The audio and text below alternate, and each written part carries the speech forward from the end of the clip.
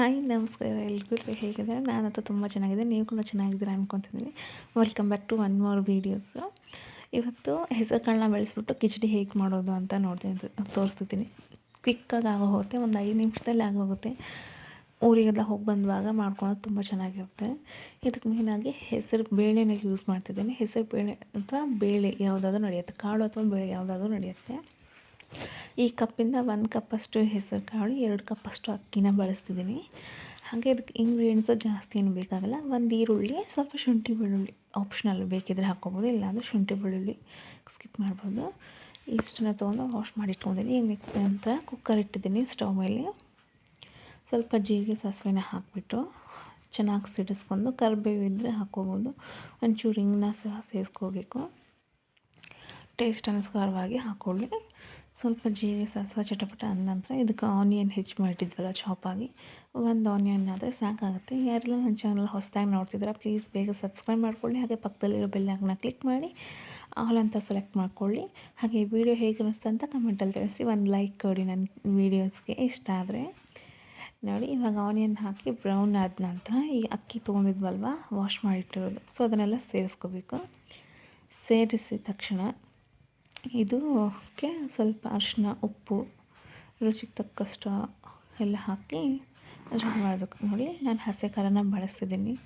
ನೀವು ಹಸಿ ಮೆಣಸಿನ್ಕಾಯಿನಾದರೂ ಸಹ ಯೂಸ್ ಮಾಡ್ಕೋಬೋದು. ಹಸಿ ಖಾರ ಒಂದು 2 ಟೀ ಸ್ಪೂನಷ್ಟು ಸಾಕಾಗುತ್ತೆ.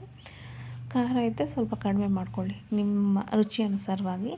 ರುಚಿಗೆ ತಕ್ಕಷ್ಟು ಉಪ್ಪು, ಹಾಗೆ ಸ್ವಲ್ಪ ಚಿಟಿಕೆ ಅರಿಶಿನನೂ ಸಹ ಸೇರಿಸಬೇಕು. ಇದು ಆರೋಗ್ಯಕ್ಕೆ ತುಂಬ ಒಳ್ಳೆಯದು, ಕ್ವಿಕ್ಕಾಗಿ ಆಗೋಗುತ್ತೆ. ಹಾಗೆ ಇದು ಹೆಸರುಬೇಳೆನ ಯೂಸ್ ಮಾಡೋದ್ರಿಂದ ಮಕ್ಕಳಿಗೆ ಪೌಷ್ಟಿಕಾಂಶತೆ ಹೆಚ್ಚುತ್ತೆ. ಹಾಗೆ ಮಕ್ಕಳಿಗೆ ಹಸುವನ್ನು ಸಹ ಜಾಸ್ತಿ ಮಾಡುತ್ತೆ. ಸ್ವಲ್ಪ ಬೋರ್ ಆದಾಗ ಅಥವಾ ಬ್ಯಾಚುಲರ್ಸು ಈ ರೆಸಿಪಿನ ಟ್ರೈ ಮಾಡ್ಬೋದು, ತುಂಬ ಚೆನ್ನಾಗಿರುತ್ತೆ. ಕ್ವಿಕ್ಕಾಗಿ ಆಗ್ಬಿಡುತ್ತೆ ಈ ರೈಸು. ನೋಡಿ, ಸ್ವಲ್ಪ ಗರಂ ಮಸಾಲನೂ ಇತ್ತು, ಸೊ ಅದನ್ನು ಸಹ ಆ್ಯಡ್ ಮಾಡ್ತಿದ್ದೀನಿ ನಾನು. ನಿಮ್ಮ ಹತ್ರ ಯಾವ ಗರಂ ಮಸಾಲ ಇತ್ತು ಸೊ ಅದನ್ನು ಸಹ ನೀವು ಆ್ಯಡ್ ಮಾಡ್ಕೋಬೋದು. ಇದನ್ನು ಒಂದು ಸಲ ಮಸಾಲೆನೆಲ್ಲ ಹಾಕಿದ ನಂತರ ಸ್ವಲ್ಪ ಒಂದು ಮಿಕ್ಸ್ ಕೊಡಬೇಕು. ಜಾಸ್ತಿ ಮಸಾಲನೂ ಹಿಡಿಯೋದಿಲ್ಲ ಈ ರೈಸು, ತುಂಬ ಚೆನ್ನಾಗಿರುತ್ತೆ, ಕ್ವಿಕ್ಕಾಗಿ ಹೋಗುತ್ತೆ. ನೋಡಿ, ಇದು ಮಿಕ್ಸ್ ಮಾಡಿದ ನಂತರ ನೀವು ಎಷ್ಟು ಅಕ್ಕಿ ತೊಗೊಂಡಿರ್ತಾರಲ್ವ ಅದ್ರ ತಕ್ಕಷ್ಟು ನೀರನ್ನ ಹಾಕಿ, ಜಾಸ್ತಿ ಮೆತ್ತಗೆ ಬೇಕಂದರೆ ಜಾಸ್ತಿ ನೀರು ಹಾಕ್ಕೊಳ್ಳಿ. ನಾನು ಇಲ್ಲಿ ಮೀಡಿಯಮಲ್ಲಿ ಇರಲಿ, ಜಾಸ್ತಿ ತೆಳುವೂ ಬೇಡ ಜಾಸ್ತಿ ಗಟ್ಟಿಯಾಗೂ ಬೇಡ ಅನ್ನೋ ರೀತಿಯಲ್ಲಿ ಮೀಡಿಯಮ್ಮಾಗಿ ಮಾಡಿದ್ದೀನಿ. ಇದಕ್ಕೆ 2.5 ಲೋಟ, ದೊಡ್ಡ ಲೋಟದಿಂದ 2.5 ಲೋಟ ನೀರು ಹಾಕಿಬಿಟ್ಟು 3 ವಿಸಲ್ನ ಕೂಗಿಸ್ಕೋಬೇಕು. ಇದನ್ನು 3ರಿಂದ 4 ವಿಸಲ್ ನಿಮ್ಮ ಅನುಸಾರವಾಗಿ. ತುಂಬ ಮೆತ್ತಗಾದರೆ ಮೆತ್ತಗೆ ಮಾಡ್ಕೋಬೋದು, ಮೀಡಿಯಮಾಗಿ ಬೇಯಿಸೋದ್ರಿಂದ 3 ವಿಸಲ್ಸು ಸಾಕಾಗುತ್ತೆ. ನೀರು ಎಷ್ಟು ಬೇಕೋ ಅಷ್ಟು ಹಾಕಿ ಲಾಸ್ಟಲ್ಲಿ ಗಾರ್ನಿಷಿಗೆ ಕೊತ್ತಂಬರಿನೂ ಸಹ ನೀವು ಯೂಸ್ ಮಾಡ್ಬೋದು, ಇಲ್ಲಾಂದ್ರೂ ನಡೆಯುತ್ತೆ.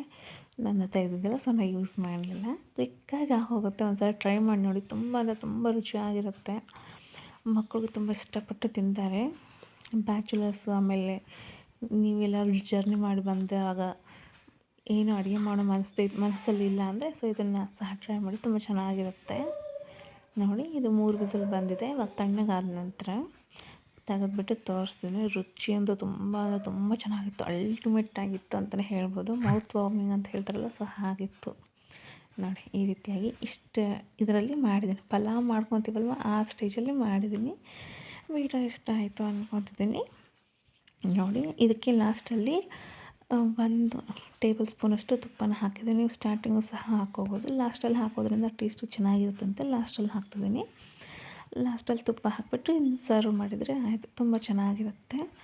ವಿಡಿಯೋ ಇಷ್ಟ ಆದರೆ ಲೈಕ್ ಮಾಡಿ, ಶೇರ್ ಮಾಡಿ, ಸಬ್ಸ್ಕ್ರೈಬ್ ಮಾಡ್ಕೊಳ್ಳಿ ನನ್ನ ಚಾನಲ್ನ. Thanks for watching my videos. By all.